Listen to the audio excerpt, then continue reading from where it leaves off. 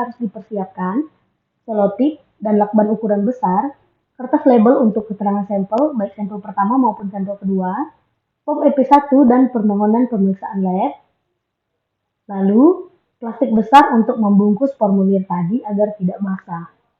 Dilanjutkan dengan alat pelindung diri berupa sarung tangan ataupun handscoon, lalu 2 petinja atau peses untuk masing-masing sampel, sampel pertama dan sampel kedua. Lalu 2 buah plastik ziplock ukuran kecil untuk masing-masing pot tadi, dan plastik ziplock ukuran sedang untuk 2 sampel tadi.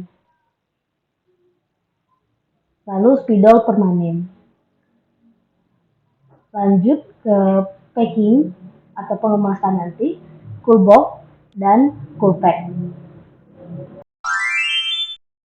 Untuk pengambilan sampel AFP, pertama-tama kita pastikan kita sudah memakai alat pelindung diri. Kemudian kita siapkan pot yang sudah diberi identitas. Kemudian untuk spesimen AFP itu adalah spesimen tinja. Jadi untuk diambil spesimen tinja ini, kita ambil tinjanya kurang lebih sebesar 1 ruas ibu jari orang dewasa.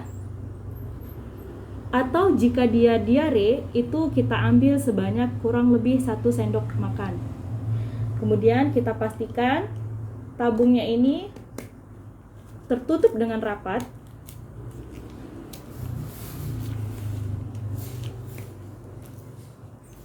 Jika sudah rapat, kita pastikan agar dia tidak tumpah. Kita berikan lagi selotip dan kita fiksasi pada leher pot tinjanya atau dari tabung ulirnya ini. Ini untuk memastikan agar spesimennya tidak bocor.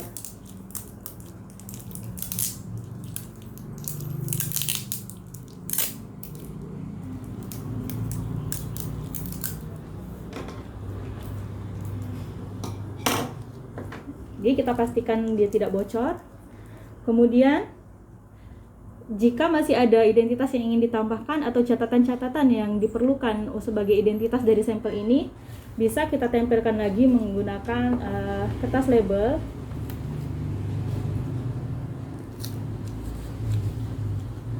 Lalu kita masukkan ke dalam plastik klik kecil. Ini untuk memastikan lagi agar sampelnya tidak tumpah ataupun tidak bocor pada saat pengiriman.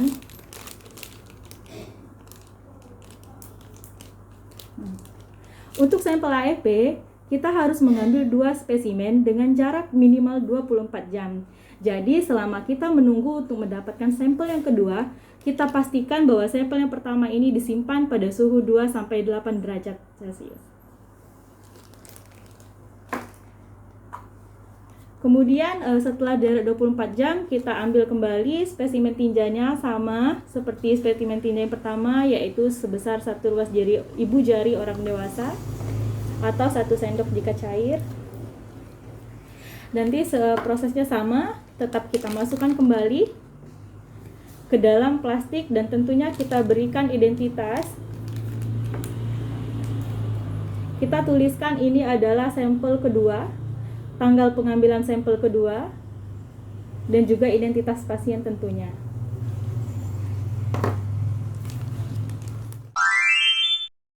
Setelah sampel AFP-nya kita pastikan sudah benar terdiri dari 2 spesimen, kemudian sudah dalam kondisi yang tertutup rapat, tidak bocor dan tidak tumpah. Kemudian kita siapkan spesimen karir. Kita masukkan ke dalam spesimen karirnya. Yang perlu diperhatikan adalah penataan Coolpack. Jadi Coolpack ini harus mengelilingi dari spesimennya supaya dia tidak bergerak atau tumpah pada saat pengiriman. Ini bisa ditambahkan tisu atau jika punya Coolpack gel itu bisa kita masukkan. Kemudian kita beri lagi tutupnya di atasnya. Kita tutup.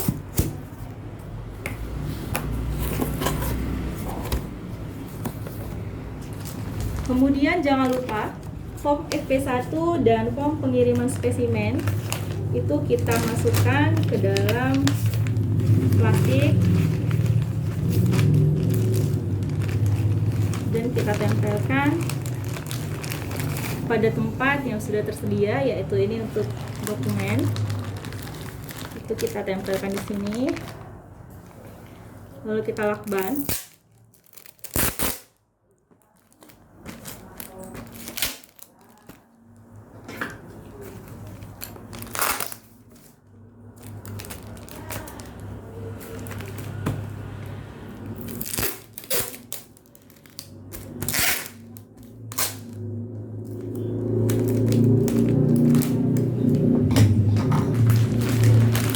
Kita tutup dan kita pastikan bahwasanya sampelnya ini sudah rapi.